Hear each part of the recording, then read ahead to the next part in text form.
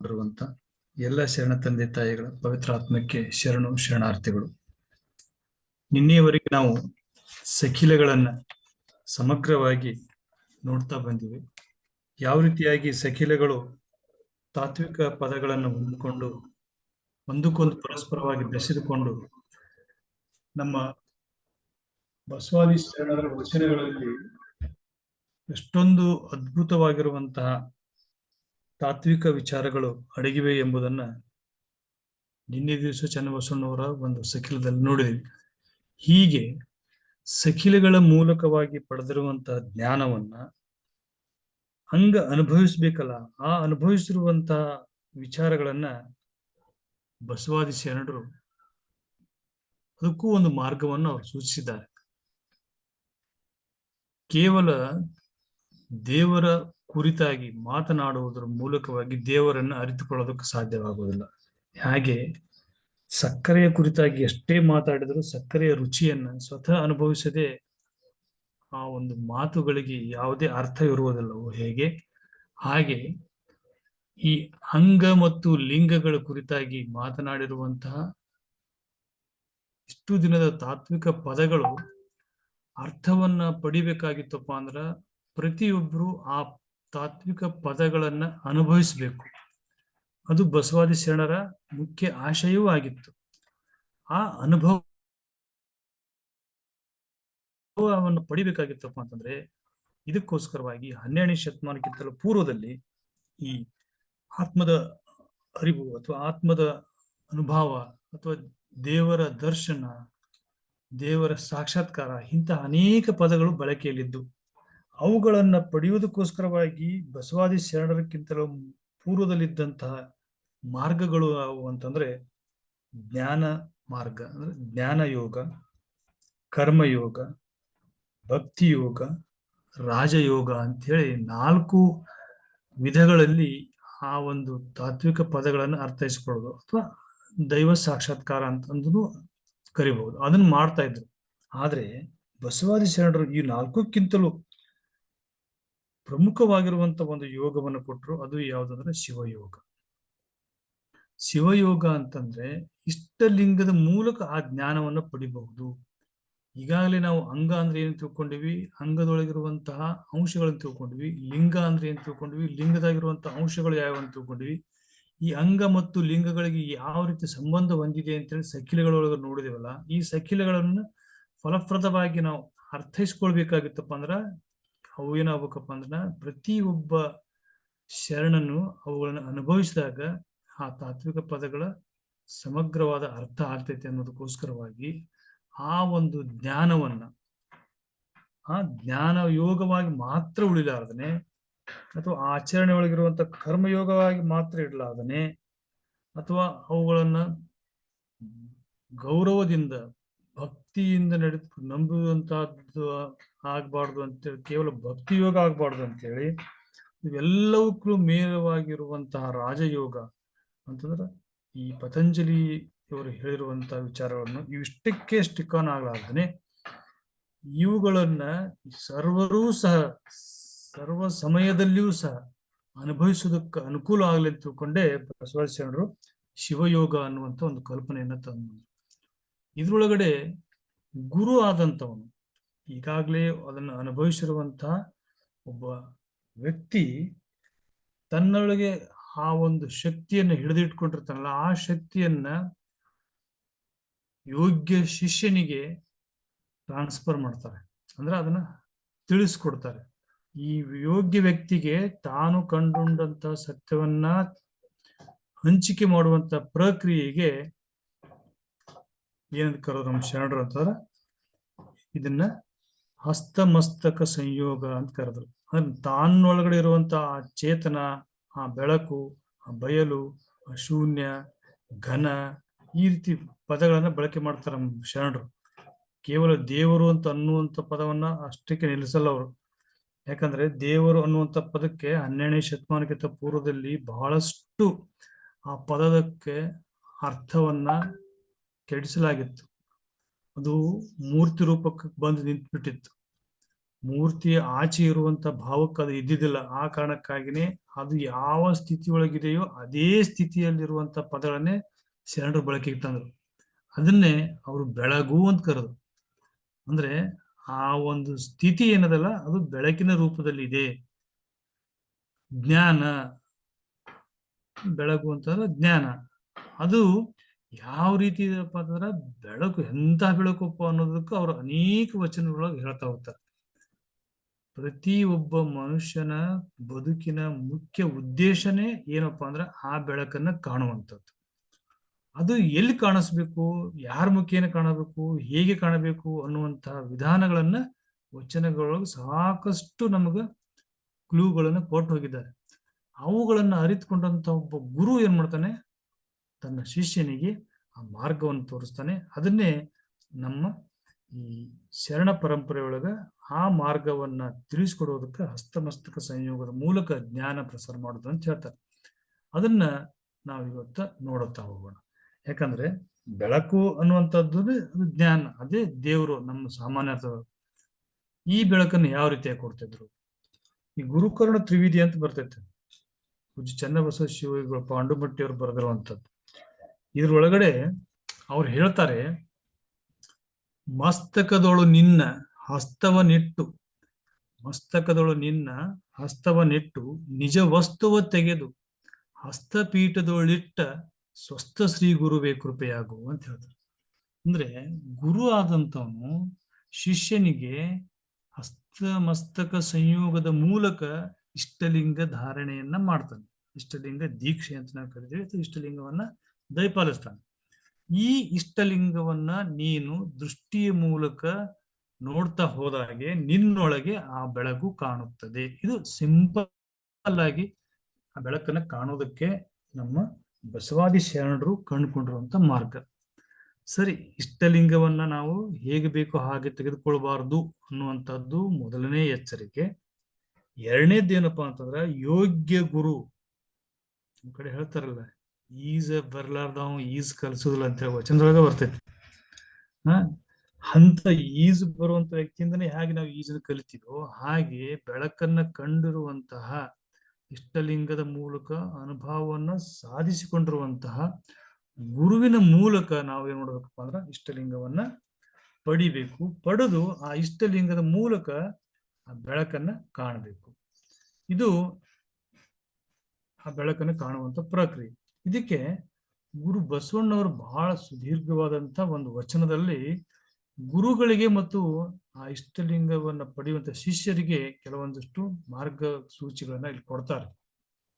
ನಾವು ಹೇಳ್ತಾರೆ, ಅಯ್ಯ ಎನ್ನ ಹೃದಯದಲ್ಲಿ ವ್ಯಾಪಕವಾಗಿಯ ಪರಮ ಚಿದ್ಬೆಳಗ ಹಸ್ತಮಸ್ತಕ ಸಂಯೋಗದಿಂದೊಡಗೂಡಿ ಮಹಾಬೆಳಗ ಮಾಡಿದಿರಲ್ಲ. ಅಯ್ಯ ಎನ್ನ ಮಸ್ತಕದೊಳಗೊಂದು ಗೂಡಿದ ಮಹಾಬೆಳಗ ತಂದು ಭಾವದೊಳಗಿಂಬಿಟ್ಟಿರಲ್ಲ. ಅಯ್ಯ ಎನ್ನ ಭಾವದೊಳಗೆ ಕೂಡಿದ ಮಹಾಬೆಳಗ ತಂದು ಮನಸ್ಸಿನೊಳಗಿಂಬಿಟ್ಟಿರಲ್ಲ. ಅಯ್ಯ ಎನ್ನ ಮನಸ್ಸಿನೊಳಗೆ ಕೂಡಿದ ಮಹಾಬೆಳಗ ತಂದು ಕಂಗಳೊಳಗೆ ಇಂಬಿಟ್ಟಿರಲ್ಲ. ಅಯ್ಯ ಎನ್ನ ಕಂಗಳೊಳು ಕೂಡಿದ ಮಹಾಬೆಳಗ ತಂದು ಕರಸ್ಥಳದೊಳಗೆ ಇಂಬಿಟ್ಟಿರಲ್ಲ. ಅಯ್ಯ ಎನ್ನ ಕರಸ್ಥಲದಲ್ಲಿ ಥಳ ಥಳಿಸಿ ಬೆಳಗಿ ಹೊಳೆಯುತ್ತಿಪ್ಪ ಅಖಂಡ ತೇಜವನೇ ಇಷ್ಟಲಿಂಗವೆಂಬ ದೃಷ್ಟವ ತೋರಿ ನಿಶ್ಚಯವ ಸ್ತೋತ್ರದಲ್ಲಿ ಸೃಜಿಸಿದಿರಲ್ಲ. ಅಯ್ಯ ಎನ್ನ ಸ್ತೋತ್ರದಲ್ಲಿ ಸೃಜಿಸಿದ ಸುಮಂತ್ರದೊಳಗೆ ನೀವು ನಿಮ್ಮ ಮಹತ್ವವ ಹುದುಗಿದಿರಲ್ಲ. ಅಯ್ಯ ಎನ್ನ ಆರಾಧ್ಯ ಕೂಡಲ ಸಂಗಮ ದೇವ, ಎನ್ನೊಳಗೆ ನಿಮ್ಮಿರವ ಈ ಪರಿಯಲ್ಲಿ ಕಾಣಿಸುತ್ತಿರ್ತಲ್ಲ. ಈ ವಚನ ಬಹಳ ಸ್ಪಷ್ಟವಾಗಿ ಇವತ್ತು ನಾವೇನು ಯಾರದೇ ಗುರುವಿನ ಮೂಲಕ ಇಷ್ಟಲಿಂಗವನ್ನ ಪಡಿತೀವಲ್ಲ, ಆ ಪಡೆಯುವಂತ ಪ್ರಕ್ರಿಯೆ ಹೀಗಿರ್ಬೇಕು ಅಂತೇಳಿ ಬಸವಣ್ಣವ್ರು ನಮ್ಗೆ ಮಾರ್ಗದರ್ಶನ ನೀಡ್ತಾರೆ. ಈಗ ಆ ರೀತಿ ಗುರುಗಳು ಅದಾರೋ ಇಲ್ಲೋ, ಆ ರೀತಿ ಇಷ್ಟಲಿಂಗ ಧಾರಣೆ ಮಾಡ್ತಾರಲ್ಲೋ ಅನ್ನೋದ್ರ ಬಗ್ಗೆ ಅದು ಸೆಕೆಂಡ್ರಿ, ಅದ್ರ ಬಗ್ಗೆ ಇಲ್ಲಿ ಚರ್ಚೆ ಮಾಡೋದಲ್ಲ. ನಮ್ಮ ಉದ್ದೇಶ ಏನಪ್ಪಾ ಅಂದ್ರ ಸಖಿಲದ ಪರಿಣಾಮವನ್ನ ಕಂಡುಕೊಳ್ಳುವಂಥದ್ದು. ಅಂದ್ರೆ ಸಕಿಲ ಅಂಗ ಮತ್ತು ಲಿಂಗಗಳನ್ನು ಹೇಗೆ ಬೆಸಿಬೇಕು ಅನ್ನೋದನ್ನ ಕಲಿಸಿಕೊಡ್ತದೆ. ಇಲ್ಲಿವರೆಗೂ ನಾವು ಅವನ್ನ ತತ್ವಗಳನ್ನ ಮತ್ತು ಅಂಗ ಮತ್ತು ಲಿಂಗವನ್ನು ಯಾವ ರೀತಿ ಸಂಬಂಧ ಹೊಂದ್ಯವ ಅನ್ನೋದನ್ನ ಸಕಿಲಗಳ ಮೂಲಕ ನೋಡಿದ್ದೇವೆ. ಸರಿ, ಆ ಸಕಿಲಗಳು ಪರಿಣಾಮ ಬೀರ್ಬೇಕಲ್ಲ. ಆ ಪರಿಣಾಮ ಬೀರ್ಬೇಕಾದಾಗ ಅದರ ಅಂತಿಮ ಗುರಿ ಏನಪ್ಪಾ ಅಂದ್ರೆ ಬೆಳಕು ಕಾಣೋದು. ಆ ಬೆಳಕು ಕಾಣಬೇಕಾದ್ರೆ ಮೊದಲೇನ್ ಬೇಕು? ನಮ್ಮ ಕೈ ಒಳಗ ಇಷ್ಟಲಿಂಗ ಬೇಕು. ಇಷ್ಟಲಿಂಗವನ್ನ ಯಾರಿಂದ ಪಡಿಬೇಕು, ಹೇಗೆ ಪಡಿಬೇಕು ಅನ್ನೋದು ಈ ವಚನದೊಳಗ ಸ್ಪಷ್ಟವಾಗಿ ಪಡಿಸ್ತಾರೆ. ಇಲ್ಲಿ ಹೇಳ್ತಾರೆ ನೋಡ್ರಿ, ಈ ಪ್ರಕ್ರಿಯೆ ಏನದಲ್ಲ, ಇದು ನಿಜವಾಗಿಯೂ ಒಬ್ಬ ಗುರು ಶಿಷ್ಯನಿಗೆ ಇಷ್ಟಲಿಂಗವನ್ನು ಕೊಡ್ಬೇಕಾಗಿರೋದು. ಇಲ್ಲಿ ಹೇಳ್ತಾರ, ಅಯ್ಯ ಎನ್ನ ಹೃದಯದಲ್ಲಿ ವ್ಯಾಪಕವಾಗಿ ಹಚ್ಚಿದ ಬೆಳಕು ಅಂದ್ರೆ ಆಲ್ರೆಡಿ ನಮ್ಮ ಒಳಗಡೆ ಬೆಳಗು ಇದೆ. ಹೇಗೆ ಒಂದ್ ಕಡೆ ಹೇಳ್ತಾರಲ್ಲ, ನಮ್ಮ ಒಳಗಡೆ ಇರುವ ಬೆಳಕನ್ನ ನಾವು ಹೊರಗೆ ಹುಡುಕಾಡಕ್ ಹೊಂಟೀವಿ. ಹೊರಗು ಹುಡುಕಾಡಿದ್ರೆ ಅದೆಲ್ಲ ಸಿಗುದೇ ಇಲ್ಲ. ಅದನ್ನು ಬಹಳ ವಿಡಂಬನಾತ್ಮಕವಾಗಿ ಅಲ್ಲಮ ಪ್ರಭುಗಳು ಒಂದು ವಚನದಲ್ಲಿ ಹೇಳ್ತಾರೆ, ಎತ್ತ ನೇರಿ ಎತ್ತ ನರಸುವವರು ಎತ್ತ ಹೋದರಯ್ಯ ಅಂತೇಳಿ. ಒಬ್ಬನದು ಎತ್ತ ಕಳ್ದೈತೆ ಅಂತ ಹೇಳಿ ಹುಡುಕಾಡಕತ್ತಾನ. ಹೆಂಗ್ ಹುಡುಕಾಡತಾನ? ಆ ಕಳ್ದದಂತ ಏನ್ ನಂಬೇನಲ್ಲ ಅದ ಎತ್ತ ಮೇಲೆ ಕೂತ್ಕೊಂಡು ಎತ್ತ ಹುಡುಕಾಡಕತ್ತಾನ. ಅಂದ್ರೆ ನಮ್ಮೊಳಗಡೆನೆ ಅಂತ ಒಂದು ಮಹಾ ಬೆಳಕು ಐತಿ. ನಾವು ಹೊರಗೆ ಎಲ್ಲೆಲ್ಲೋ ಆ ಬೆಳಕನ್ನು ಹುಡುಕಾಡಕತ್ತೀವಿ. ಅದನ್ನೇ ನಾವು ಸಕಿಲದೊಳಗೆ ನೋಡುವ ಹೊತ್ನ್ಯಾಗ ನೋಡಿದೆ. ನಾವು ನಮ್ಮ ಚಕ್ರಗಳನ್ನು ಜಾಗೃತಗೊಳಿಸಿದಾಗ ಕೊನೆಗೆ ಸಹಸ್ರ ಚಕ್ರದೊಳಗಡೆ ಅಲ್ಲಿ ಏನಿರ್ತೈತಿ, ಗಣಿಸದ ಬೆಳಗು ಇರ್ತದೆ ಅಂತ ಹೇಳಿರಲ್ಲ. ಆ ಬೆಳಗು ಹೆಂಗಪ್ಪ ಅಂತಂದ್ರ ಆ ಬೆಳಗಿನೊಳಗೆ ಮಹಾ ಬೆಳಗು ಇರ್ತದೆ ಅಂತ ಹೇಳ್ತಾರೆ. ಅಂತದನ್ನ ಆಲ್ರೆಡಿ ನಮ್ಮೊಳಗೆ ಐತಿ. ನಮ್ಮೊಳಗೆ ಐತಿ ಅನ್ನುವಂಥದ್ದು ಅರಿವು ಬರ್ಬೇಕಲ್ಲ. ನಮ್ಮೊಳಗಡೆ ಆ ಬೆಳಕು ಐತಿ ಅಂತ ಹೇಳಿ ಮತ್ತೊಬ್ರು ನಮ್ಗೆ ಹೇಳಿದಾಗ ಗೊತ್ತಾಗೋದಲ್ಲ. ಅಥವಾ ನಮ್ಮೊಳಗಡೆ ಆ ಅರಿವನ್ನ ಕ್ರಿಯೇಟ್ ಮಾಡ್ಬೇಕಲ್ಲ. ನಿನ್ನೊಳಗೆ ಇಂಥ ಬೆಳಕು ಐತಿ ಅಂತ ತಿಳಿಸ್ಕೊಡ್ಬೇಕಲ್ಲ. ಆ ತಿಳಿಸ್ಕೊಡುವವನೇ ಗುರು. ಅದನ್ನ ಹೇಳ್ತಾರೋ, ಎನ್ನ ಹೃದಯದಲ್ಲಿ ವ್ಯಾಪಕವಾಗಿಯ ಪರಮ ಚಿದ್ಬೆಳಗ. ಅದ್ ಹೆಂಗ್ ಮಾಡ್ತಾರೆ? ಸೆಳಿಸಿ ಹೇಳ್ತಾರತ್ತ, ಹಸ್ತಮಸ್ತಕ ಸಂಯೋಗದಿಂದ ಒಡಗೂಡಿ ಮಹಾ ಬೆಳಗು ಮಾಡಿದಿರಲ್ಲ. ನೋಡ್ರಿ, ನಮ್ಮ ಒಳಗಡೆ ಇದ್ದಿದ್ದೇನದು ಚಿದ್ ಬೆಳಗು. ಯಾವಾಗ ಗುರು ಹಸ್ತಮಸ್ತಕ ಮಾಡ್ತಾರೆ ಅವಾಗ ಅದು ಮಹಾ ಬೆಳಗು ಏನಾಗ್ತಿತ್ತು ಆಗ್ತದೆ ಅಂತ ಹೇಳ್ತಾರೆ. ಅವಾಗ ನಮಗ್ ಗೊತ್ತಾಗತ್ತೆ ನಮ್ಮ ಒಳಗಡೆ ಇಂಥ ಒಂದು ಬೆಳಕು ಐತಿ ಅಂತೇಳಿ. ಆ ಬೆಳಕನ್ನ ಅಷ್ಟು ಮಸ್ತಕದೊಳಗಿರುವಂತ ಎಲ್ಲಾ ಬೆಳಕನ್ನು ಒಂದು ಗೂಡಿಸಿ ಗುರು ಏನ್ ಮಾಡ್ತಾನಂತ ಅದನ್ನ ಭಾವದೊಳಗೆ ಇಳಿಸ್ತಾನಂತ. ನೋಡ್ರಿ, ಅದನ್ನ ಈ ಪ್ರೊಸೆಸ್ ಏನದವಲ್ಲ, ನಿಜವಾಗಿಯೂ ಇಷ್ಟಲಿಂಗ ಧಾರಣ ಆಗುವತ್ನಾಗ ಈ ಅನುಭವ ಆಗ್ಬೇಕು. ಈಗ ಕೆಲವೊಂದು ಕಡೆ ಆಜ್ಞಾ ಚಕ್ರವನ್ನು ಜಾಗೃತಗೊಳಿಸ್ತಾರೆ. ನಾವೆಲ್ಲ ಒಂದು ಓಶೋ ಧ್ಯಾನ ಕೇಂದ್ರದಾಗ ಇರುವಂತ ಪ್ರಕ್ರಿಯೆ ಅಂತ ಗಮನಿಸಿದ್ರಂದ್ರ, ನೇರವಾಗಿ ಗುರು ಏನ್ ಮಾಡ್ತಾರಪ್ಪ ಅಂದ್ರೆ ಹೆಬ್ಬಟ್ಟನ್ನ ಆ ಆಜ್ಞಾ ಕೇಂದ್ರಕ್ಕೆ ಟಚ್ ಮಾಡಿದ ತಕ್ಷಣ ಅವರಲ್ಲಿ ಎನರ್ಜಿ ಜಾಗೃತ ಆಗಿ ಕುಣಿಯೋದಕ್ಕೆ ಸ್ಟಾರ್ಟ್ ಮಾಡ್ತಾರೆ. ಅದು ಯಾವುದೇ ರೀತಿಯಾದಂತ ಹುಚ್ಚು ಅಥವಾ ಹಿಸ್ಟೇರಿಯಾ ಅಂತ ಅಲ್ಲ. ಅದು ಅಂದ್ರೆ ಗುರುವಿನೊಳಗೆ ಆ ಶಕ್ತಿ ಇತ್ತಪ್ಪ ಅಂದ್ರೆ ನಮ್ಮೊಳಗಡೆ ಇರುವಂತ ಶಕ್ತಿಯನ್ನ ನೇರವಾಗಿ ನಮ್ಮನ್ನು ಟಚ್ ಮಾಡೋದ್ರ ಮೂಲಕ ಜಾಗೃತಗೊಳಿಸ್ಬೋದು. ಆ ಕಾರಣಕ್ಕಾಗಿನೇ ಈ ಹಸ್ತಮಸ್ತಕ ಸಂಯೋಗವನ್ನ ಬಸವಾದಿ ಶರಣರು ಈ ಇಷ್ಟಲಿಂಗ ಧಾರಣಾ ಪ್ರಕ್ರಿಯೆ ಒಳಗ ಬಹಳ ಮಹತ್ವದ ಹೆಜ್ಜೆಯನ್ನಾಗಿ ಬಳಕೆ ಮಾಡ್ತಾರೆ. ಅಂದ್ರೆ ನಮ್ಮೊಳಗಡೆ ಇರುವಂತಹ ಆ ಒಂದು ಜ್ಞಾನದ ಶೆಲೆಯನ್ನ ಚಿಮ್ಮಿಸುವಂತ ಪ್ರಕ್ರಿಯೆನೇ ಹಸ್ತಮಸ್ತಕ ಸಂಯೋಗ. ಅದನ್ನ ಮಾಡ್ತಾರ ಅವರು. ಹಸ್ತಮಸ್ತಕ ಅಂದ್ಮೇಲೆ ಅಂದ್ರೆ ನಮ್ಮ ಮಸ್ತಕದ ಮೇಲೆ ಹಸ್ತವನ್ನಿಟ್ಟಾಗ ಅದೇನಾಕೈತಪ್ಪ ಅಂತಂದ್ರ ಮಹಾಬೆಳಗು ಎಲ್ಲವೂ ಒಂದ್ ಕಡೆ ಕೂಡಿ ಅದನ್ನ ಏನ್ ಮಾಡ್ತಾರ, ಭಾವದೊಳಗೆ ಇಳಿಸ್ತಾರ. ಅದನ್ನ ಹೆಂಗ ಪ್ರಕ್ರಿಯೆ ಐತಿ ನೋಡ್ರಿ. ಭಾವದೊಳಗೆ ಬಿಟ್ಟಂತಹದ್ದು ಏನಕ್ಕದ ಮುಂದ ಮನಸ್ಸಿನೊಳಗೆ ಇಳಿಸ್ತಾರ. ಅದನ್ನ ಮನಸ್ಸಿನೊಳಗೆ ಇಳಿದಿದ್ದನ್ನ ಏನ್ ಮಾಡ್ತಾರ, ಮುಂದೆ ಅದನ್ನ ಕಣ್ಣಿನೊಳಗೆ ತಗೊಂಡ್ಬರ್ತಾರ. ಕಣ್ಣಿನೊಳಗಡೆ ತಂದಿದ್ದನ್ನ ಮುಂದೆ ಏನ್ ಮಾಡ್ತಾರ, ಕೈ ಒಳಗ ಇಷ್ಟಲಿಂಗ ಕೊಟ್ಟಿರ್ತಾರ ಆ ಇಷ್ಟಲಿಂಗದೊಳಗೆ ಇಳಿಸ್ತಾರ. ಅದನ್ನ ಯಾವ್ದು ನೋಡ್ರಿ, ಆ ಬೆಳಕಿನ ಪ್ರಕ್ರಿಯೆ ಹೇಗೆ ಭಾವದೊಳಗ, ಮನಸ್ಸಿನೊಳಗ, ಕಣ್ಣಿನೊಳಗ ಇಷ್ಟಲಿಂಗಕ್ಕೆ ತರ್ತಾರ. ಇಷ್ಟಲಿಂಗ ಎನ್ನ ಕರಸ್ಥಲದಲ್ಲಿ ತಳತಳಿಸಿ ಬೆಳಗ್ಗೆ ಹೊಳಿತಿಪ್ಪದು. ಅವಾಗ ಕೈಯ ಲಿಂಗ ಹೊಳಿತದ ಅಂತ ಹೇಳ್ತಾರೆ. ಅಖಂಡ ತೇಜವನೇ ಇಷ್ಟಲಿಂಗವೆಂಬ ದೃಷ್ಟವ ತೋರಿ. ಹೌದು, ಆ ಇಷ್ಟಲಿಂಗ ಅಂತಾರೆ ಅಖಂಡ ತೇಜನ. ಅದು ಎಲ್ಲಿದದು? ನಮ್ಮೊಳಗಡೆ ಇರುವಂತ ತೇಜನೇ ಅದು. ಅದಕ್ಕೆ ಈ ಪ್ರಕ್ರಿಯೆ ಮೂಲಕ ಇಷ್ಟಲಿಂಗವನ್ನ ತೇಜವನ್ನು ಹೊಳಿಯುವಂತ ಮಾಡಿ ತೋರಿಸ್ತಾರಲ್ಲ, ಅವಾಗ ಗುರು ಏನ್ ಮಾಡ್ತಾನಂತ, ಕಿವಿ ಒಳಗಡೆ ಒಂದು ವಿಚಾರವನ್ನ ಹೇಳ್ತಾನೆ. ಕೈ ಒಳಗಡೆ ಇಷ್ಟಲಿಂಗ ತಳತಳಿಸಿ ಹೊಳಿತಾ ಇರ್ತೈತಿ. ಅವಾಗ ನಿಶ್ಚಯವ ಅಖಂಡ ತೇಜವನೇ ಇಷ್ಟಲಿಂಗವೆಂಬ ದೃಷ್ಟವ ತೋರಿ ನಿಶ್ಚಯವ ಸ್ತೋತ್ರದಲ್ಲಿ ಸೂಚಿಸಿದ್ರಲ್ಲ, ಇದೇ ನೀನು, ನೀನಂದ್ರೆ ಇದೇ ಈ ಬೆಳಕೆ ನೀನು ಅಂತ ಹೇಳಿ ಕಿವಿ ಒಳಗೆ ಹೇಳ್ತಾರ. ಆ ಕಿವಿ ಒಳಗ ಆ ಮಾತನ್ನ ಹೇಳುವಂತದ್ದಕ್ಕನ ಇಲ್ಲಿ ಏನಂತಾರ ಅವರು ಸುಮಂತ್ರ ಅಂತ ಕರೀತಾರೆ. ಹ ಸುಮಂತ್ರ ಅಂತ ನೋಡ್ರಿ, ನಾವು ಇಲ್ಲಿ ಸಕಿಲದೊಳಗೆ ನೋಡಿದೆ ನಾವು ಪದಗಳೇನಪ್ಪಾ ಅಂತಂದ್ರ ಮಂತ್ರ ಸುಮಂತ್ರ ಆಗ್ತದೆ ಅಂತ ಹೇಳಿ, ಪದಾರ್ಥ ಪ್ರಸಾದ ಸುಪ್ರಸಾದ ಆಗ್ತದೆ ಅಂತ ಹೇಳಿ. ಹಾಗೆ ಅದು ಇದೇ ನೀನು, ನಿನ್ನ ಇರುವು ಏನಪ್ಪಾ ಅಂದ್ರೆ ಬೆಳಕು. ಈ ಬೆಳಕೇ ಇಷ್ಟಲಿಂಗದ ಮೂಲಕ ನೋಡ್ತಾ ಇದ್ದೀಯಾ. ಇದು ಪ್ರೊಸೆಸ್ ಕಂಟಿನ್ಯೂಸ್ ಆಗಿ ಹಸ್ತ ಮಸ್ತಕದಿಂದ ಕೈಯೊಳಗಿರುವಂತ ಇಷ್ಟಲಿಂಗಕ್ಕೆ ಬಂದು ಆ ಬೆಳಕನ್ನ ಇಷ್ಟಲಿಂಗದಾಗ ಗುರು ತೋರಿಸ್ತಾನೆ. ತೋರಿಸಿ ಇದೇ ನೀನು, ಇದನ್ನ ಮೂಲಕ ನೀನ್ ಯಾರು ಅನ್ನೋದನ್ನ ನೀ ಅರಿ ಅಂತ ಹೇಳಿ ತಿಳಿಸ್ಕೊಡ್ತಾರಲ್ಲ. ಆಮೇಲೆ ಏನಾಕೈತಿ ನೋಡ್ರಿ, ಎನ್ನ ಸ್ತೋತ್ರದಲ್ಲಿ ಸೂಚಿಸಿದ ಸುಮಂತ್ರದೊಳಗೆ ನೀವು ನಿಮ್ಮ ಮಹತ್ವ ಒದಗಿದಿರಲ್ಲ ನೋಡ್ರಿ. ಅವ್ರ ಹಸ್ತ ಮಸ್ತಕ ಮಾಡಿದಾಗನೇ ನಮ್ಮ ಕೈಯೊಳಗೆ ಇಷ್ಟಲಿಂಗ ಈ ರೀತಿಯಾಗಿ ಬೆಳಕನ್ನು ಸೂಚಿಸ್ತದಲ್ವ. ಅದನ್ನ ಸೂಚಿಸ್ತದರ ಅರ್ಥ ಏನದು, ಎಲ್ಲ ಎದುರಿಗಿರುವಂತಹ ಗುರುನು ಸಹ ಬೆಳಕಿನ ರೂಪನೇ.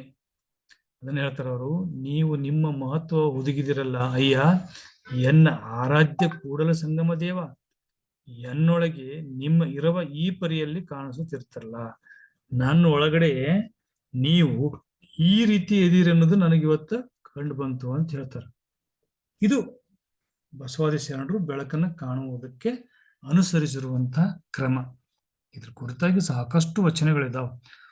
ಇಷ್ಟಲಿಂಗದ ಮೂಲಕ ಬೆಳಕನ್ನು ಹೇಗೆ ಕಾಣಬಹುದು, ಅಥವಾ ಬಸವಾದಿ ಶರಣರು ಯಾವ ರೀತಿಯಾಗಿ ಆ ಬೆಳಕನ್ನು ಕಂಡ್ರು. ಇಲ್ಲಿ ಬೇರೆ ಸಾಹಿತ್ಯಕ್ಕೂ ವಚನಗಳಿಗೂ ಬಹಳ ವ್ಯತ್ಯಾಸ ಇದೆ ರೀ. ಯಾಕಂದ್ರೆ ವಚನಗಳು ಏನಪ್ಪಾ ಅಂದ್ರ ಆನುಭಾವಿಕ ನೆಲೆಯಲ್ಲಿ ಬಂದಿರುವಂಥವು. ಅವರು ತಮ್ಮ ಅನುಭವದ ಮೂಲಕ ಹೊರ ಬರೆದಿರುವಂಥದ್ದು. ಯಾವುದೋ ಕತೆ ಕಾಲ್ಪನಿಕವಾಗಿ ಬರೆದಂತ ಕಾದಂಬರಿಗಳಲ್ಲ ಇವು. ಅಂದ್ರೆ ತಾವು ಏನು ಕಂಡಲ್ಲ ಅದನ್ನೇ ಅವರು ವಚನದೊಳಗೆ ಇಳಿಸ್ಯಾರ ಅಂದ್ಮೇಲೆ ಅವ್ರು ಇದೇ ಪ್ರಕ್ರಿಯೆ ಒಳಗಡೆನೆ ಬೆಳಕನ್ನು ಕಂಡಿದ್ದಾರೆ.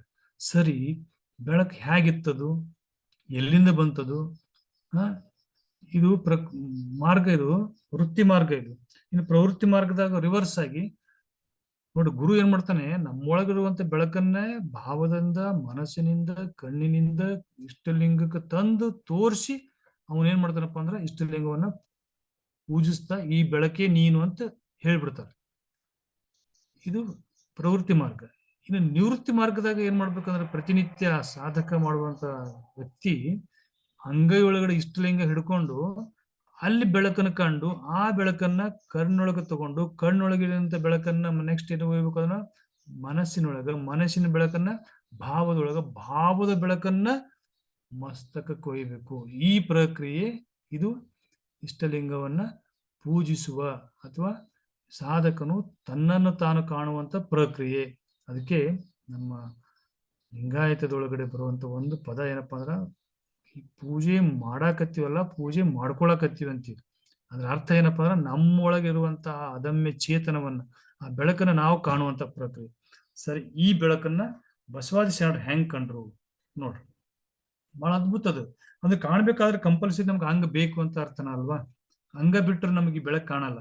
ಅಂದ್ರೆ ಅಂಗವನ್ನ ಅವ್ರು ಎಂದೂ ತುಚ್ಛೀಕರಿಸಲಿಲ್ಲ. 12ನೇ ಶತಮಾನಕ್ಕಿಂತ ಮೊದಲಿನ ಸಾಧಕರೆಲ್ಲ ಅಂಗವನ್ನು ತುಚ್ಛೀಕರಿಸಿದ್ರು. ಅದು ಅಂಗವನ್ನು ಎಷ್ಟು ಕೀಟ್ಲು ಕೊಟ್ರು ಅಂದ್ರೆ ಅದಕ್ಕೆ ಆಹಾರ ಹಾಕ್ಲಾರ್ದೇನೆ ಅದನ್ನ ಸ್ವರ್ಗಿಸಿದ್ರು. ಅದಕ್ಕೆ ಬಟ್ಟೆಯನ್ನು ಹಾಕ್ಲಾರ್ದೇನೆ ನಿರ್ವಸ್ತ್ರಗಳಾಗಿ ನೋಡಿದ್ರು. ಅದನ್ನು ದಂಡಿಸಿದ್ರು. ಅದನ್ನ ಚಳಿಗೊಡ್ಡಿದ್ರು. ಏನೇನೋ ಮಾಡಿ ಅಂಗ ನಮ್ಮ ಲಿಂಗವನ್ನು ಕಾಣೋದಕ್ಕೆ ಇದು ಬಾಧಕ ಅಂತ ತಿಳ್ಕೊಂಡಿದ್ರು. ಹಾಗೆ ಬಸವಾದಿ ಶರಣರು ಭಾವಿಸ್ಲಿಲ್ಲ. ಕಾಯ ಬೇಕು, ಅದಕ್ಕೆ ದೇವನೊಲಿಸ ಬಂದ ಕಾಯವ ಕೆಡಿಸಲಾಗುವುದು ಅಂತಂದ್ರು. ಆ ಕಾರಣಕ್ಕಾಗಿ ಇಲ್ಲಿ ಅರಿವಿನ ಮಾರ್ಕಂದಿರು ಹೇಳ್ತಾರೆ, ನೀವು ಲಿಂಗವನ್ನು ನೋಡ್ಬೇಕಂದ್ರೆ, ಇಲ್ಲಿ ಲಿಂಗ ಅಂತಂದ್ರೆ ಬೆಳಕು ಅಂತ ಅರ್ಥ ಮಾಡ್ಕೋಬೇಕು, ಇಷ್ಟ ಲಿಂಗ ಅಂತಲ್ಲ. ನೀವು ಲಿಂಗವನ್ನು ಕಾಣ್ಬೇಕಾಗಿತ್ತಪ್ಪ ಅಂದ್ರೆ ಅಂಗವನ್ನ ಕಾಪಾಡ್ಕೊಳ್ಬೇಕು.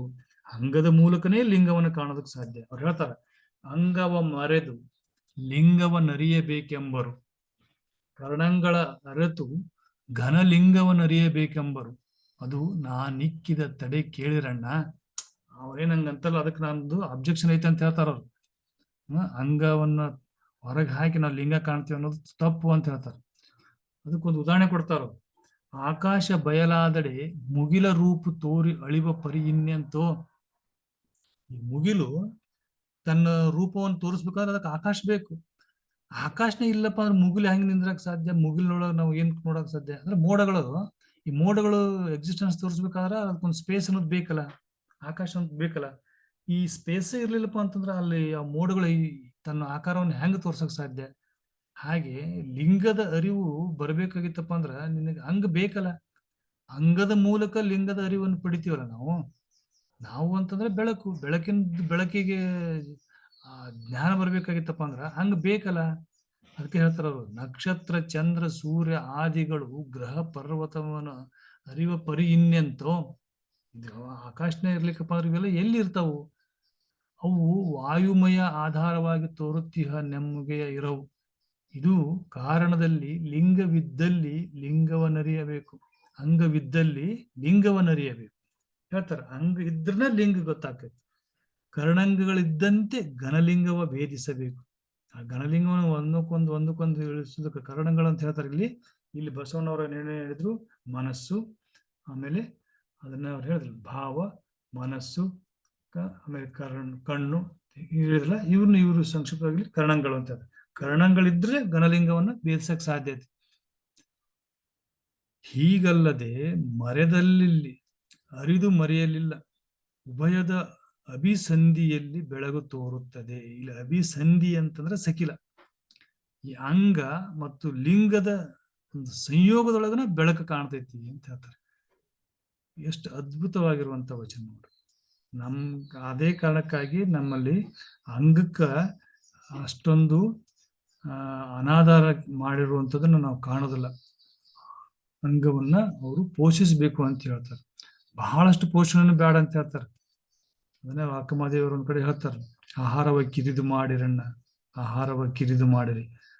ಆಹಾರದಿಂದ ವ್ಯಾಧಿ ಹಬ್ಬತಾವ, ವ್ಯಾಧಿಯಿಂದ ತಮೋ ಗುಣಗಳೆಲ್ಲ ಹಬ್ಬಿ ನಿಮ್ಮನ್ನ ಹಿಂಸಿಸ್ತಾವ. ಅದಕ್ಕ ಉದರ ಪೋಷಣೆ ಬೇಡ, ಅದಕ್ಕೆ ಬಹಳಷ್ಟು ಇದು ಮಾಡಕ್ ಹೋಗ್ಬೇಡ್ರಿ. ಅದು ಹೆಂಗಿರ್ಬೇಕಪ್ಪ ಅಂದ್ರೆ, ಕಾಯ ಕರ್ರನೆ ಕಂದಿದ್ದರೇನಯ್ಯ, ಕಾಯ ಮಿರ್ರನೆ ಮಿಂಚಿದ್ದರೇನಯ್ಯ, ಚೆನ್ನ ಮಲ್ಲಿಕಾರ್ಜುನ ಒಲಿದ ಕಾಯ ಎಂತಿದ್ದರೇನಯ್ಯ ಅಂತ ಹೇಳ್ತಾರ. ಅಂದ್ರೆ ಪೂರ್ತಿ ಅದ್ ನೆಗ್ಲೆಕ್ಟ್ ಮಾಡಕ್ ಹೋಗ್ಬೇಡ್ರಿ ಅಂಗನ.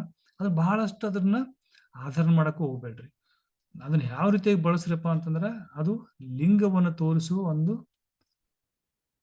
ಸಾಧನ ಅಂತಾನೆ ಬಳಸ್ರಿ ಅಂತ ಹೇಳ್ತಾರೆ. ಹೀಗೆ ಅಂದ್ರೆ ನಮಗೆ ಪ್ರಮುಖವಾಗಿ ಇಲ್ಲಿ 2 ಅಂಶವನ್ನು ಗೊತ್ತಾಯ್ತು. ಒಂದು, ಅಂಗವನ್ನು ನೆಗ್ಲೆಕ್ಟ್ ಮಾಡುವಂಗಿಲ್ಲ. ಲಿಂಗವನ್ನ ಕಾಣಬೇಕಾಗಿರೋದು ಅಂಗದ ಮುಖ್ಯ ಉದ್ದೇಶ.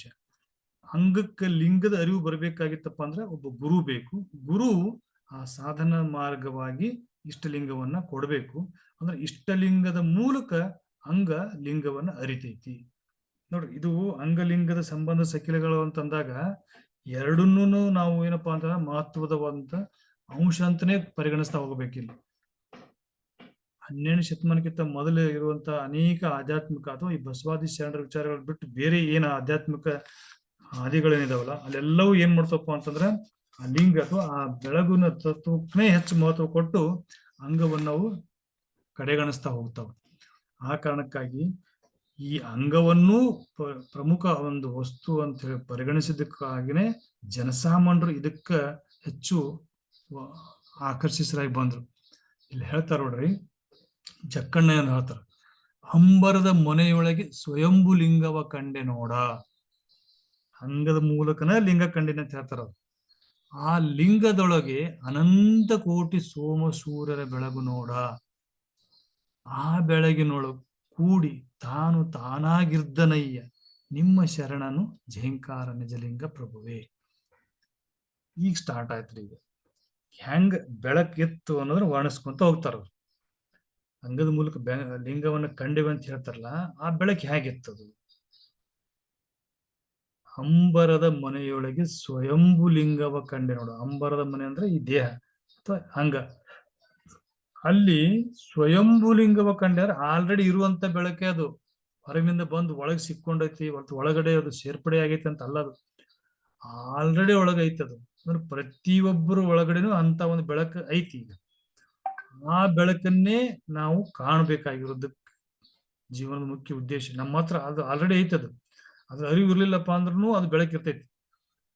ಯಾರು ಅದ್ರ ಬೆಳಕಿನ ಅರಿವನ್ನು ಪಡಿತಾರಲ್ಲ ಅವ್ರಿಗೆ ಅದ್ರದ್ದು ದರ್ಶನ ಆಕೈತಿ. ದರ್ಶನ ಅನ್ನೋ ಶಬ್ದ ಬಂದಿರೋದು ಅದೇ. ದರ್ಶನ ಅಂದ್ರೆ ನೋಟ, ನೋಡೋದು ಅಂತ, ನೋಡ್ಬೇಕಂತ ಬೆಳಕು ಐತಿ ನಮ್ಮೊಳಗಡೆ ಅಂತ ಒಂದು ಬೆಳಕನ್ನ ನಾವು ಹೊತ್ಕೊಂಡಿದ್ದೀವಿ. ಬಟ್ ಅದ್ರ ನಮ್ಗೆ ಅರಿವಿಲ್ಲ. ಆ ಲಿಂಗದೊಳಗೆ ಅನಂತ ಕೋಟಿ ಸೋಮ ಸೂರ್ಯರ ಬೆಳಗು ನೋಡು, ಅದು ಎಂತ ಪ್ರಕಾಶ ಐತೆ ಅನ್ನೋದಕ್ಕೆ ಉದಾಹರಣೆ ಕೊಡ್ತಾರೆ. ಒಂದು ಸೂರ್ಯ, ಆ ಸೋಮ ಅಂದ್ರೆ ಚಂದ್ರ, ಈ ಸೂರ್ಯ ಚಂದ್ರರ ಬೆಳಕದವಲ್ಲ, ಇದು ಒಂದು ಸೂರ್ಯ ಅಲ್ಲ, ಅನಂತ ಕೋಟಿ ಸೂರ್ಯರ ಬೆಳಕೈತೆ ಅಂತ, ಅಂತ ಆ ಪ್ರಮಾಣದಾಗ ಬೆಳಕದು. ಆ ಬೆಳಕನ್ನು ನೋಡಿ ಅದನ್ನ ಕೂಡಿ ತಾನು ತಾನಾಗಿದ್ದಾರೆ ಶರಣರಂದ್ರೆ ಅವರು ಅದೇ ಬೆಳಕಿನೊಳಗೆ ಲೀನಾಗಿ ತಾವು ಬೆಳಕಿನ ಸ್ವರೂಪ ಅಂತಾನೆ ತಿಳ್ಕೊಂಡಿದ್ರು. ಅದಕ್ಕೋಸ್ಕರವಾಗಿ ಅವ್ರ ಹತ್ರ ಒಟ್ಟ ನಿಷ್ಕಲ್ಮಶವಾದಂತ ಮನಸ್ಸಿದ್ದಿದ್ದಿಲ್ಲ. ನೀವು ಇಡೀ ವಚನ ಸಂಪುಟದೊಳಗಿರುವಂತ ಎಲ್ಲಾ ವಚನಗಳನ್ನು ತೆಗೆದು ನೋಡ್ರಿ, ಒಬ್ಬ ಶರಣ ಇನ್ನೊಬ್ಬ ಶರಣವನ್ನು ದ್ವೇಷಿಸಿ ಒಂದು ಪದನ ಸಹ ಬರೆದಿಲ್ಲ. ಅಂದ್ರೆ ಅಷ್ಟು ನಿಷ್ಕಲ್ಮಶವಾಗಿರುವಂತ ಬೆಳಕನ್ನ ಕಂಡವರಿಗೆ ಆ ದ್ವೇಷಿಸುವಂತ ಭಾವನೆ ಬರೋದಕ್ಕೆ ಸಾಧ್ಯನೇ ಇಲ್ಲ. ಎಲ್ಲರನ್ನೂ ಪ್ರೀತಿಸುವಂತದ್ದು, ಅವಾಗ ವಿಚಾರಗಳೇ ಚೇಂಜ್ ಆಗಿಬಿಡ್ತಾವ ಯಾವಾಗ ಆ ಬೆಳಕು ಕಂಡಂತಾವ್.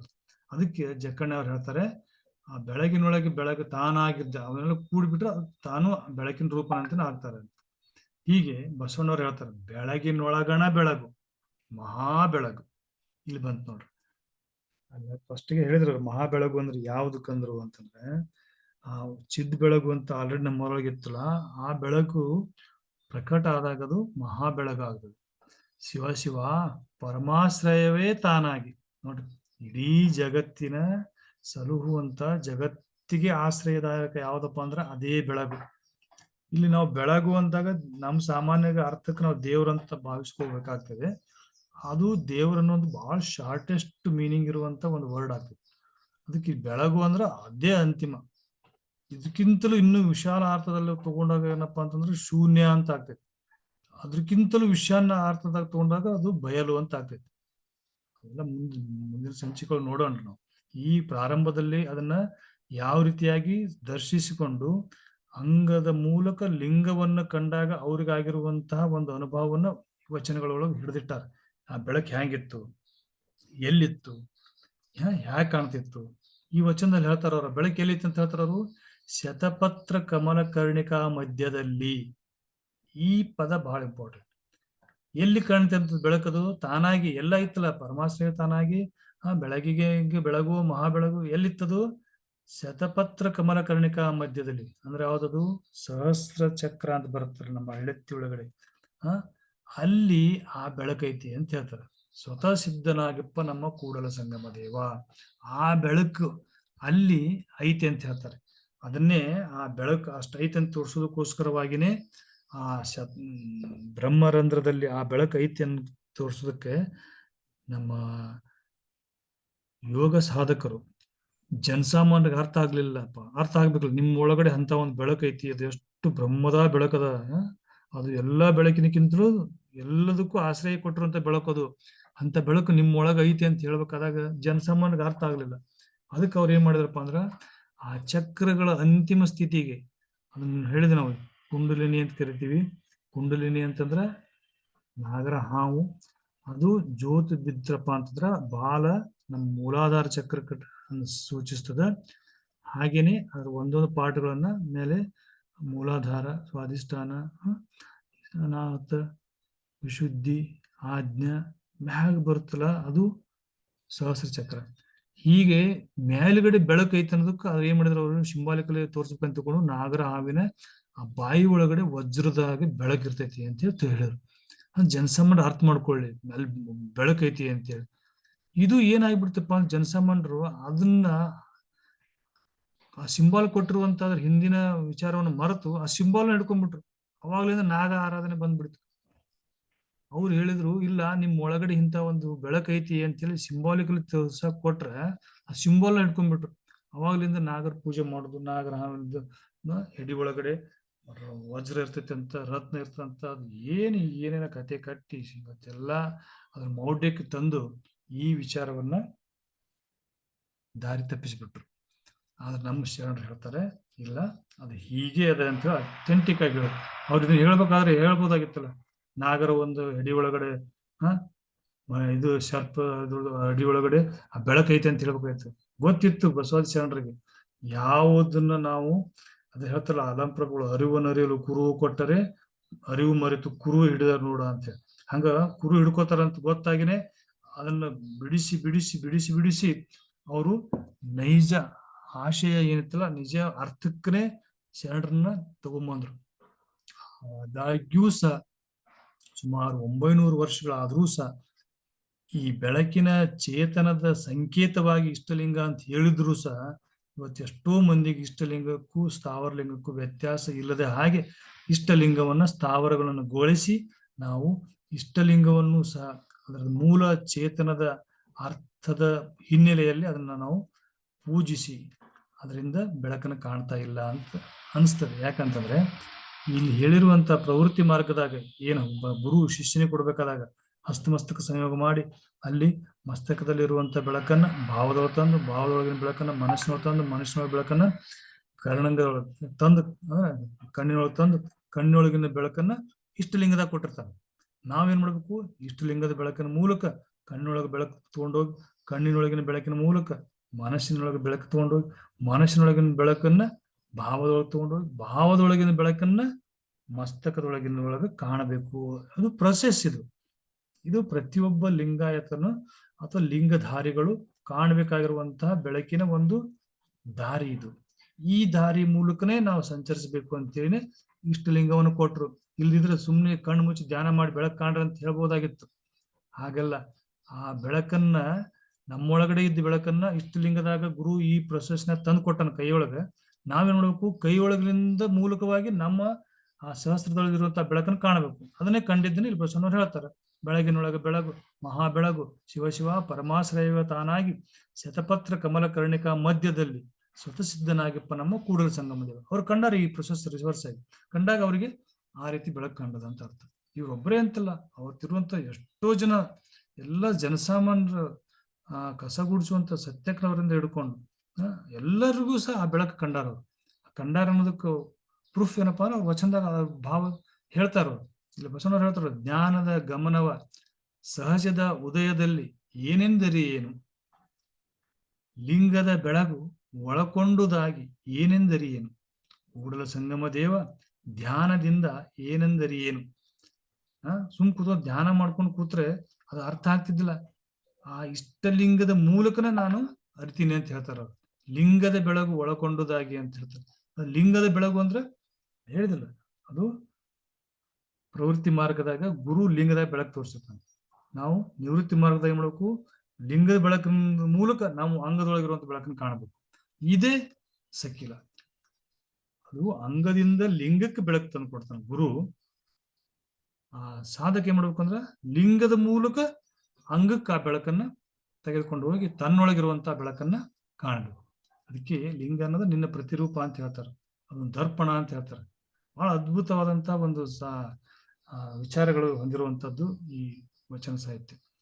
ಯಾವ ಹಿನ್ನೆಲೆಯಿಂದ ನಾವು ಇಷ್ಟುವರೆಗೂ ವಚನ ಓದಿದೆವೋ ಏನೋ, ಆದ್ರೆ ಈ ಸಕಿಲಗಳನ್ನ ನಾವು ಅರ್ಥ ಮಾಡ್ಕೊಂಡ ಮೇಲೆ ನಮ್ಮ ವಚನಗಳನ್ನ ನೋಡುವಂತ ದೃಷ್ಟಿಕೋನ ಬದಲಾಗಲೇಬೇಕು. ಯಾಕಂದ್ರೆ ನಾವು ಇವತ್ತು ಈ ಸಕಿಲಗಳ ಮೂಲಕ ಏನನ್ನ ತಿಳ್ಕೊಂಡಿವಿ ಅಂದ್ರೆ ವಚನಕಾರರ ವಚನದ ರಚನೆಯ ಉದ್ದೇಶವನ್ನ ತಿಳ್ಕೊಂಡ್ಬಿಟ್ಟಿವಿ ನಾವು. ಯಾವ ಕಾರಣಕ್ಕಾಗಿ ವಚನಗಳು ಹುಟ್ಕೊಂಡು ಈ ಸಕಿಲಗಳನ್ನ ಓದದೇನೆ ನಾವು ಈ ಇಷ್ಟಲಿಂಗ ಹಸ್ತಮಸ್ತ ಸಂಯೋಗವನ್ನು ನಾವು ಅರ್ಥ ಮಾಡ್ಕೊಳ್ಳೋದು ರೀತಿನೇ ಬೇರೆ ಆಗಿತ್ತು. ಈಗ ಸಕಿಲಗಳ ಮೂಲಕ ನೋಡಿದಾಗ ಅಂಗದಿಂದ ಲಿಂಗಕ್ಕೆ, ಲಿಂಗದಿಂದ ಅಂಗಕ್ಕೆ ಬೆಳಕಿನ ಸಂಚಾರವೇ ಇಷ್ಟಲಿಂಗ ಪೂಜೆ ಅಂತ ನಾವು ಸಂಕ್ಷಿಪ್ತವಾಗಿ ಇಷ್ಟಲಿಂಗ ಪೂಜೆಯನ್ನ ನಾವು ವ್ಯಾಖ್ಯಾನಿಸಬಹುದು. ಹೀಗೆ ನೋಡ್ರಿ, ಬಸವಣ್ಣ ಹೇಳ್ತಾರೆ, ಸಮಸ್ತ ಕತ್ತಲೆಯ ಮಸಕವ ಕಳದಿಪ್ಪ ಇರವ ನೋಡ. ಆ ಬೆಳಕು ಹೆಂಗಿತ್ತಪ್ಪ ಅಂದ್ರ ಎಲ್ಲಾ ಕತ್ಲ ಓಡಿಸ್ಬಿಡ್ತದಂತ. ಕತ್ಲು ಅನ್ನೋದು ಒಂದಿಷ್ಟು ಉಳಿದಿಲ್ಲ ಅಂದ್ರೆ ಅಜ್ಞಾನ ಅನ್ನೋದು ಒಟ್ಟೆ ಉಳಿಯಲ್ಲ ಅಂತ ಅರ್ಥ. ಬೆಳಗಿಗೆ ಬೆಳಗು ನೋಡ್ರಿ, ಬೆಳಕಿಗ ಬೆಳಕಂತ ಸಿಂಹಾಸನವಾಗಿ ಬೆಳಗು ಬೆಳಗ ಕೂಡಿದ ಕೂಟವ ಕೂಡಲ ಸಂಗಯ್ಯ ತಾನೇ ಬೆಲ್ಲ. ಇಲ್ಲೊಂದು ಪದ ನೋಡ್ರಿ, ಬೆಳಗು ಬೆಳಗ ಕೂಡಿದ ಅಂತ ಹೇಳ್ತಾರೆ. ಅದ್ರ ಅರ್ಥ ಏನದು? ನಮ್ಮೊಳಗಡೆ ಇರುವಂತ ಬೆಳಕನ್ನ ತಂದು ಇಷ್ಟಲಿಂಗದಾಗ ಕೊಟ್ಟಿರ್ತಾನೆ ಗುರು. ನಮ್ಗೆ ಇಷ್ಟಲಿಂಗದಾಗ ಬೆಳಕು ಕಾಣ್ತಾ ಇದೆ. ಈ ಬೆಳಕನ್ನು ತಗೊಂಡೋಗಿ ಎಲ್ಲಿ ಕೂಡಿಸ್ಬೇಕು? ನಾವು ಅದನ್ನ ನಮ್ಮ ಮಸ್ತಕದಲ್ಲಿ ಬೆಳಕಕ್ಕೆ ಒಯ್ದು ಕೂಡಿಸ್ಬೇಕು. ಅದನ್ನ ಹೇಳ್ತಾರೆ ಬೆಳಗು ಬೆಳಗ ಕೂಡಿದ ಕೂಟ ಅಂತ ಹೇಳ್ತಾರೆ. ಅದಕ್ಕೆ ಇಷ್ಟಲಿಂಗ ಮಾಡೋ ಪ್ರಕ್ರಿಯೆ ಅಂದ್ರೆ ಇದು ಆಗ್ಲೇಬೇಕು. ಇಷ್ಟಲಿಂಗದಾಗ ಬೆಳಕು ಕಾಣಬೇಕು.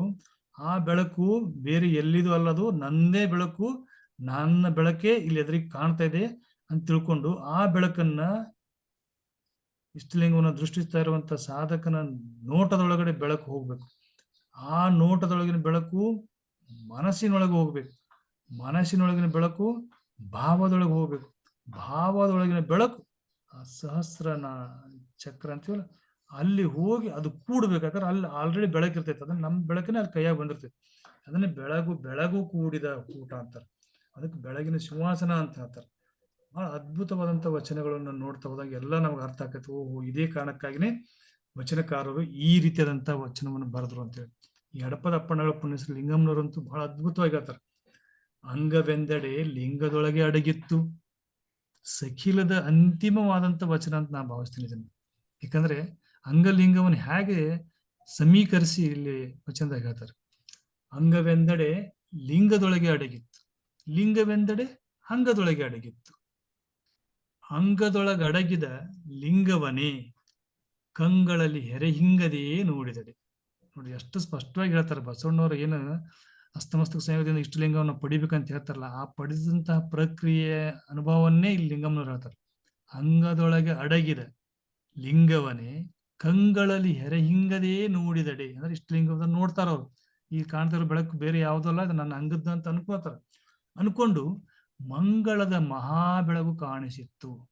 ಇದು ಸುಳ್ಳು ಹೇಳಕ್ಕಾಗತ್ರ? ಇದು ಕಂಡಂತ ಬೆಳಕು ಮಂಗಳದ ಮಹಾ ಬೆಳಕು ಕಾಣಿಸಿತ್ತು. ಎಲ್ಲಿ? ಇಷ್ಟಲಿಂಗದೊಳಗ.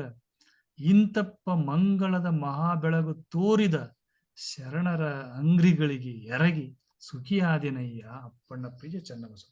ಅದಕ್ಕವರು ನನಗೆ ಇಂಥ ಬೆಳಕು ಕಾಣುವಂತ ಪ್ರಕ್ರಿಯೆಯನ್ನು ಕಲಿಸ್ಕೊಟ್ಟಿರಲ್ಲ ಶರಣರೇ, ನಿಮ್ಮ ಪಾದಕ್ಕೆ ನಾನು ನಮಸ್ಕಾರ ಹೇಳ್ತೀನಿ ಅಂತ ಹೇಳ್ತಾರ. ಅದಕ್ಕೆ ನಿಮ್ಗೆ ಅರ್ಪಿಸಿ ನಾನು ಸುಖಿಯಾದಿನಯ್ಯ. ನನಗೆ ಯಾವಾಗ್ಲೂ ಇದು ಎಷ್ಟು ಸುಲಭವಾಗಿರುವಂತ ಮಾರ್ಗ ನೋಡ್ರಿ. ಜಗತ್ತಿನೊಳಗೆ ಬಹುಶಃ ನಮ್ಮೊಳಗಡೆ ಇರುವಂತ ಚೇತನವನ್ನ ಇಷ್ಟು ಸುಲಭವಾಗಿ ಕಾಣೋದಕ್ಕೆ ಬೇರೆ ಯಾವ ಮಾರ್ಗನೂ ಇಲ್ಲ ಅಂತ ಅನಿಸ್ತದೆ. ಆ ದುರಂತ ಏನಂತಂದ್ರೆ, ಗುರು ಆದಂಥವ್ರು ಆ ನಮ್ಮೊಳಗಿರುವಂತ ಆ ಲಿಂಗದ ಬೆಳಕನ್ನ ಅಂಗೈಯೊಳಗಿನ ಇಷ್ಟಲಿಂಗದೊಳಗೆ ತಂದು ತುಂಬುವಂತ ಕಾರ್ಯ ಮಾಡ್ತಾ ಇಲ್ಲ. ಆ ರೀತಿ ಮಾಡಿ ಇಷ್ಟಲಿಂಗವನ್ನು ನಮ್ಮ ಕೈಯಾಗ ಕೊಟ್ರು ಅಂತಂದ್ರೆ ಡೆಫಿನೆಟ್ ಆಗಿ ಆ ಇಷ್ಟಲಿಂಗ ನಮಗ ಪರಿಣಾಮವನ್ನು ಬೀರೇ ಬೀರುತ್ತೆ. ಅದು ಇರದೇ ಹೋದ ಕಾರಣಕ್ಕಾಗಿನೇ ಇಷ್ಟಲಿಂಗ ನಮಗೆ ಏನಪ್ಪಾ ಅಂದ್ರೆ ಅದು ಒಂದು ಕಲ್ಲಿನ ರೂಪದಲ್ಲಿ ನಮ್ಮ ಕೊರಳೊಳಗೆ ಜೋತಾಡ್ತಾ ಇದೆ. ಆ ಗುರು ಆದಂತ ಹಸ್ತಮಸ್ತಕ ಸಂಯೋಗದಿಂದ ಆ ಇಷ್ಟಲಿಂಗದೊಳಗೆ ಆ ಕಳೆಯನ್ನು ತುಂಬಿ ಕೊಟ್ಟಿದ್ದೇ ಆಗಿತ್ತಂದ್ರೆ ಆ ಕಳೆಯ ಮೂಲಕ ನಮ್ಮೊಳಗಡೆ ಇರುವಂತ ಆ ಪರಮಾಶ್ರೈವತಾನ ಆಗಿರುವಂತ ಕರಿತಾರಲ್ಲ ಬಸವಣ್ಣವ್ರು, ಅಂತ ಒಂದು ಬೆಳಕನ್ನು ನಾವು ಕಾಣೋದಕ್ಕೆ ಸಾಧ್ಯ ಆಕೈತಿ. ಅದನ್ನ ಈ ಶರಣರು ನಮ್ಗೆ ತೋರ್ಸ್ಯಾರ ಅಂತ ಹೇಳಿ ಇಲ್ಲಿ ಲಿಂಗಮ್ಮ ತಾಯಿಯವ್ರು ಹೇಳ್ತಾರೆ. ಅಂಗವೆಂದಡೆ ಲಿಂಗದೊಳಗಡಗಿತ್ತು, ಲಿಂಗವೆಂದಡೆ ಅಂಗದೊಳಗಡಗಿತ್ತು. ಇನ್ನು ಅನೇಕ ವಚನಗಳದವು. ಬಹಳ ಅಂದ್ರೆ ಬಹಳಷ್ಟು ವಚನಗಳನ್ನು ಇವತ್ತು ನಾನು ಇದಕ್ಕೋಸ್ಕರವಾಗಿನೇ ಸಂಗ್ರಹ ಮಾಡಿದ್ದೆ, ಬೆಳಕಿನ ಬಗ್ಗೆನೆ.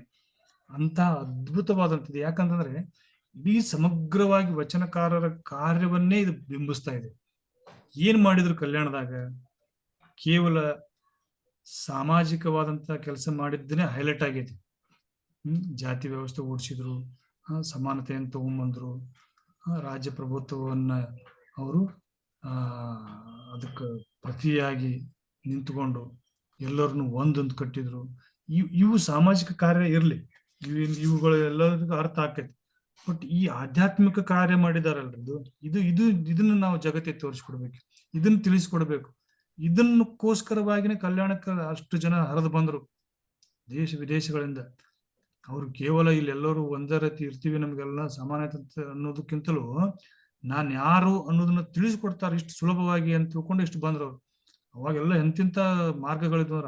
ಹಠಯೋಗ ಮಾರ್ಗ ಇತ್ತು, ಸ್ಮಶಾನದಲ್ಲಿ ಮಲಗುವಂತ ಅಘೋರಿಗ ಮಾರ್ಗ ಇತ್ತು, ಗಡ್ಡೆ ಗೆಣಸುಗಳನ್ನು ತಿಂದು ಕಾಡಿನೊಳಗೆ ಬದುಕುವಂತಹ ಅನೇಕ ಮಾರ್ಗಗಳಿದ್ದು ಅವೆಲ್ಲ ಕಠಿಣ ಅನಿಸ್ತಿದ್ವು. ಸಂಸಾರವನ್ನು ತ್ಯಾಗ ಮಾಡಿ ಹೋಗುವಂತ ಮಾರ್ಗ ಇತ್ತು. ಇದು ಯಾವುದೂ ಇಲ್ಲಲ್ಲ. ಇದು ಎಲ್ಲರೂ ಸಹ ಅನುಭವಿಸಬೇಕಾಗಿರುವಂತದ್ದು, ಎಲ್ಲರೊಂದಿಗೆ ಇದ್ದುಕೊಂಡು ಅನುಭವಿಸುವಂತದ್ದು. ಇದಕ್ಕೆ ಯಾವುದೇ ಭೇದ ಭಾವ ಇಲ್ಲ. ಇಷ್ಟಲಿಂಗವನ್ನ ಗಂಡ್ಮಕ್ಳಿಗೆ ಕೊಡ್ಬೇಕು, ಹೆಣ್ಮಕ್ಳಿಗೆ ಇಲ್ಲ ಅನ್ನುವಂಥ ಭೇದ ಭಾವ ಇಲ್ಲ. ಶ್ರೀಮಂತರಿಗೆ ಕೊಡ್ತೀನಿ, ಬಡವರಿಗೆ ಕೊಡ್ತೀನಿ ಅನ್ನುವಂಥ ಭೇದ ಭಾವ ಇಲ್ಲ. ಹಗಲಿ ಪೂಜೆ ಮಾಡ್ಬೇಕು, ರಾತ್ರಿ ಪೂಜೆ ಮಾಡ್ಬೇಕು ಅನ್ನೋ ಭೇದ ಭಾವ ಇಲ್ಲ. ಈ ಒಂದು ಗುಡಿಯೊಳಗೆ ಇರ್ತಾನ, ನಾವು ಕೀಲಿ ಹಾಕಿರ್ತಾನ, ನನಗೆ ಓದಾ ಸಿಗುತ್ತ ಅನ್ನುವಂಥ ಹೆದರಿಕೆ ಇಲ್ಲ. ಯಾವಾಗ್ಲೂ ನಿನ್ನ ಜೊತೆಗೆ ಇರುತ್ತೆ. ನಿಮಗೆ ಯಾವಾಗ ನೀ ಕಾಣಬೇಕಂತ ನಾವು ಬಿಟ್ಟು ಅದನ್ನ ಇಷ್ಟಲಿಂಗದ ಮೂಲಕ ಬೆಳಕನ್ನು ಕಾಣ್ರಿ ಅನ್ನೋದು ಎಂತ ಸುಲಭವಾಗಿರುವಂತ ಈ ವೇಯನ್ನು ಕೊಟ್ಟರು ನಮ್ಗೆ. ಆದ್ರೆ ಇದನ್ನ ನಾವು ಈ ಜಗತ್ತಿಗೆ ಪರಿಚಯಿಸುವಲ್ಲಿ ನಿಜವಾಗಿಯೂ ಸಹ ಈ ಬಸವಾದಿ ಶರಣರ ಅನುಯಾಯಿಗಳು ಅನ್ನುವಂಥವ್ರು, ಲಿಂಗಾಯತರು ಅನ್ನುವಂಥವ್ರು ಎಡವಿದ್ದೀವಿ. ಇದನ್ನ ಅರ್ಥೈಸ್ಕೋಬೇಕು. ಇದು ಒಂದು ಗ್ರೇಟ್ ಮಿಸ್ಸಿಂಗ್ ಲಿಂಕ್. ಇದ್ ಏನು ಬೆಳಕನ್ನ ಇಷ್ಟಲಿಂಗದ ತುಂಬುವಂತ ಪ್ರಕ್ರಿಯೆ ಆಗ್ಬೇಕು. ಯಾರಿಂದ? ಗುರು ಆದಂಥವನು. ಅದು ಗುರು ಅನ್ನೋರು ಯಾವ್ದು ಇಲ್ಲಿ ಯಾವುದೇ ರೀತಿಯಾದಂತ ಪರ್ಟಿಕ್ಯುಲರ್ ಆಗಿ ಇಂಥವನೇ ಗುರು ಅಂತಿಲ್ಲ.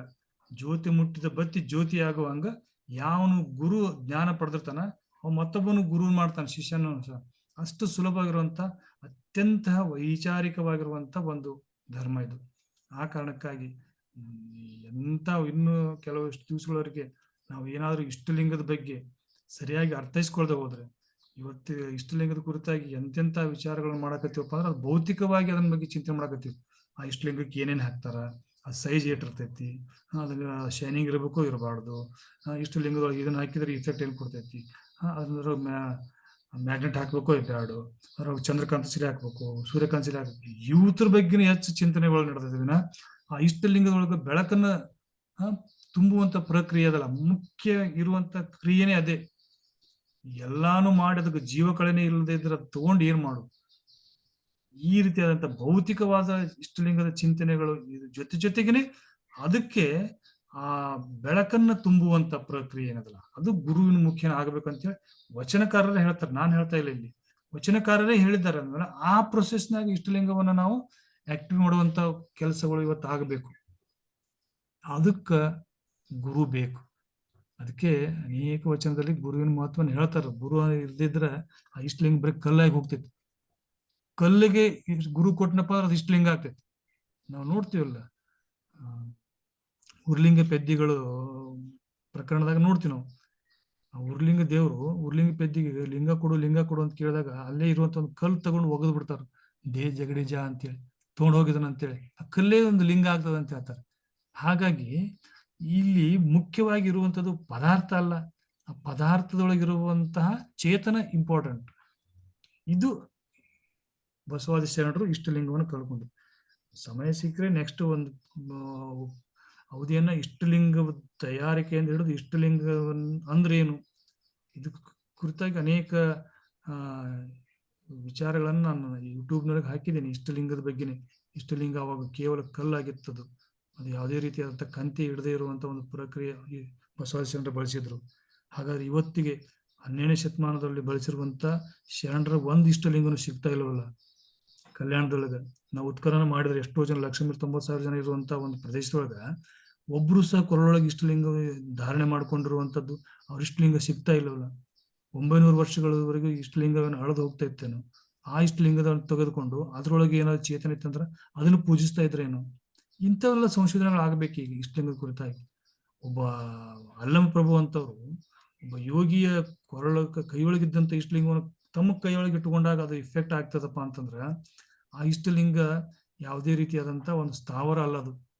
ಅದನ್ನ ಕೈಯೊಳಗೆ ಇಟ್ಕೊಂಡಾಗನೇ ಅವರಿಗೆ ಜ್ಞಾನ ಬೆಳಕ ಹರಿತದಪ್ಪ ಅಂತಂದ್ರೆ ಇದ್ರದ್ದು ಮತ್ತ ಅನೇಕ ವಿಷಯಗಳನ್ನ ಮುಂದಿನ ಸಂಚಿಕೆಗಳು ಮಾತಾಡ್ತೀನಿ ನಾನು ಇಷ್ಟಲಿಂಗ ಕುರಿತಾಗಿ. ಇವತ್ತು ಕೇವಲ ಅದ್ರ ಇಷ್ಟಲಿಂಗದ ಪರಿಣಾಮ ಏನದಲ್ಲ ಬೆಳಕು, ಆ ಬೆಳಕಿನ ಬಗ್ಗೆ ನೋಡೋಣ. ಹೇಳ್ತಾರೆ ಅಲ್ಲಂ ಪ್ರಭುಗಳು, ಬೆಳಕು ಕತ್ತಲೆಯ ನುಂಗಿ ಒಳಗೆ ತಾನೊಬ್ಬನೇ ಆಗಿ ಕಾಬ ಕತ್ತಲೆಯ ಕಳೆದುಳಿದು ನಿಮಗೆ ಆನು ಗುರಿಯಾದೆ ಗುಹೇಶ್ವರ. ಅವರು ಅದನ್ನ ಹೇಳ್ತಾರೆ. ಆ ಬೆಳಕು ಅನ್ನುವಂಥದ್ದು ಏನದಲ್ಲ ನನ್ನೊಳಗಡೆ ಉಳಿದಿರುವಂತ ಕತ್ತಲ ಎಲ್ಲವನ್ನು ಹೊಡೆದು ಹಾಕ್ತೈತಿ. ಈ ಕಲ್ಯಾಣದ ಬಸವಾದಿ ಶರಣರ ಸಂಪರ್ಕ ಬರೋಕ್ಕಿಂತ ಮೊದಲು ಅಲ್ಲಂ ಪ್ರಭುಗಳು ಭಾರತದಾದ್ಯಂತ ಸಂಚರಿಸಿ ಎಲ್ಲಾ ತಾತ್ವಿಕವಾಗಿರುವಂತ ಆಧ್ಯಾತ್ಮಿಕದ ಎಲ್ಲಾ ತಿರುಳುಗಳನ್ನ ಎಲ್ಲ ಪಂಥಗಳನ್ನ ಅಧ್ಯಯನ ಮಾಡಿ ಕೊನೆಗೆ ಕಲ್ಯಾಣಕ್ಕೆ ಬಂದು ಇಷ್ಟಲಿಂಗವನ್ನ ಬಸವಣ್ಣವ್ರ ಮೂಲಕ ಪಡೆದಾಗ ಅದರ ಬಗ್ಗೆ ಬರೆದಿರುವಂತ ವಚನಗಳಿವೆಲ್ಲ ಹೇಳ್ತಾರೆ. ಅವರು ಅಪರಿಮಿತ ಕತ್ತಲೆಯೊಳಗೆ ಪರಿಮಿತಿದ ಬೆಳಗನಿಕ್ಕವನ. ಬೆಳಕೂ ಅದೇ, ಕತ್ತಲೆಯೂ ಅದೇ, ಇದೇನು ಚೋದ್ಯವೋ ಒಂದಕ್ಕೊಂದು ಅಂಜದು. ಆನೆಯು ಸಿಂಹವು ಒಂದಾಗಿ ಉಂಬುದ ಕಂಡು ಬೆರಗಾದನು ಕಾಣ ಗುಹೇಶ್ವರ. ಹೇಳ್ತಾರ ಅವ್ರು.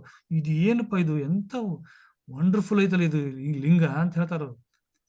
ನನ್ನ ಒಳಗಡೆ ಅಪರಿಮಿತ ಕತ್ತಲೈತಿ, ಆ ಅಪರಿಮಿತ ಕತ್ತಲೊಳಗ ಇರುವಂತ ಇಷ್ಟ ಲಿಂಗ ಏನ್ ಮಾಡ್ತದಂದ್ರ ಬೆಳಕನ್ನ ಹೆಂಗ ಹರಡ್ತದಪ್ಪ ಅಂದ್ರ ಕತ್ಲ ಯಾವ್ದು ಬೆಳಕು ಯಾವ್ದು ಗೊತ್ತಾಗೋದು ಎರಡು ಒಂದಪ್ಪ ಅನ್ನೋ ಲೆವೆಲ್ಗೆ ಅವು ಏನ್ ಮಾಡ್ತಪ್ಪ ಒಂದಕ್ಕೊಂದು ಬೆಸಗೊಂಡಾಗುವಂತ ಹೇಳ್ತಾರೆ. ಇಲ್ಲಿ ಕತ್ತಲು ಬೆಳಕು ಅನ್ನುವಂಥದ್ದು ಅಂಗ ಮತ್ತು ಲಿಂಗವನ್ನು ಪ್ರತಿನಿಧಿಸ್ತದೆ. ಎರಡು ಕೂಡಿ ಆನೆ ಶಿವ ಒಂದಾಗಿ ಉಂಬುದ ಕಂಡೆ. ನನ್ನೊಳಗ ಐತಲ್ಪ ಅದು, ನನ್ನೊಳಗೇನೆ ಶಿವ ಸಿಂಹ ಆನೆ ಅನ್ನುವಂಥದ್ದು ಒಂದು ಪ್ರತೀಕ ಅದು ಅಷ್ಟೇ. ಅಂದ್ರೆ ಆನೆಯನ್ನು ತಿಂದು ಬದುಕುತ್ತ ಶಿವ. ಆದ್ರೆ ಇಲ್ಲೇನಾಗೈತಪ್ಪ ಅಂದ್ರ ಆನೆ ಶಿವ ಕೂಡಿ ಅದಾವು. ನನ್ನ ಒಳಗಡೆ ಬೆಳಕು ಐತಿ, ಕತ್ತಲೇನೂ ಐತಿ. ಈ ಕತ್ತಲೆಯನ್ನು ಹೊಡೆದೋಡಿಸುವಂತಹದ್ದು ಬೆಳಕು ಇಷ್ಟಲಿಂಗದಾಗ ಐತಿಲ್ಲ ಅಂತ ಹೇಳ್ತಾರ.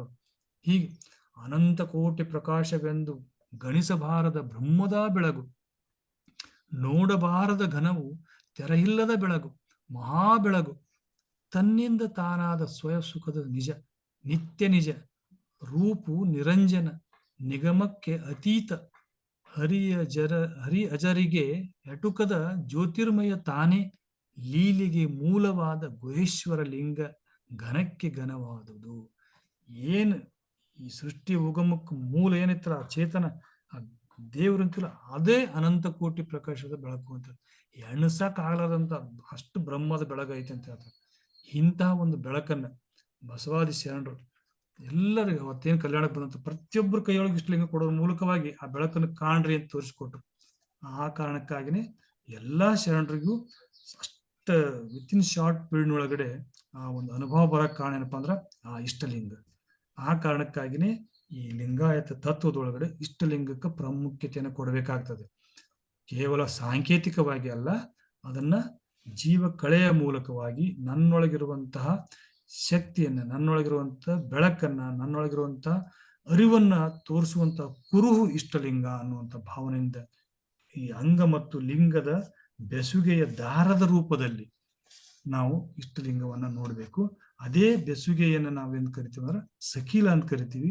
ಸಖೀಲದ ಅಂತಿಮ ಸತ್ಯವೇ ಇಷ್ಟಲಿಂಗ ಅಂತ ಹೇಳ್ತಾ ಇನ್ನು ಮುಂದಿನ ವಿಚಾರಗಳನ್ನ ಮುಂದಿನ ಸಂಚಿಕೆಗಳು ನೋಡೋಣ. ಇಲ್ಲಿವರೆಗೆ ನಿಮ್ಗೆ ಈ ಸಖೀಲದ ಕುರಿತಾಗಿ ಬಸವಾದಿ ಶರಣರು ಕಂಡುಕೊಂಡಿರುವಂತ ಆ ಬೆಳಕಿನ ವಿಚಾರವನ್ನ ಹಂಚಿಕೊಳ್ಳೋದಕ್ಕೆ ಅವಕಾಶ ಮಾಡಿಕೊಟ್ಟಂತ ಎಲ್ಲ ಶರಣ ತಂದೆ ತಾಯಿಗಳ ಪವಿತ್ರಾತ್ಮಕ್ಕೆ ಮತ್ತೊಮ್ಮೆ ವಂದನೆಗಳನ್ನು ಹೇಳ್ತಾ ಇವತ್ತಿನ ಅನುಭವಕ್ಕೆ ವಿರಾಮ ನೀಡ್ತಿದ್ದೇನೆ. ಸರ್ವರಿಗೂ ಶರಣಾರ್ಥಿಗಳು.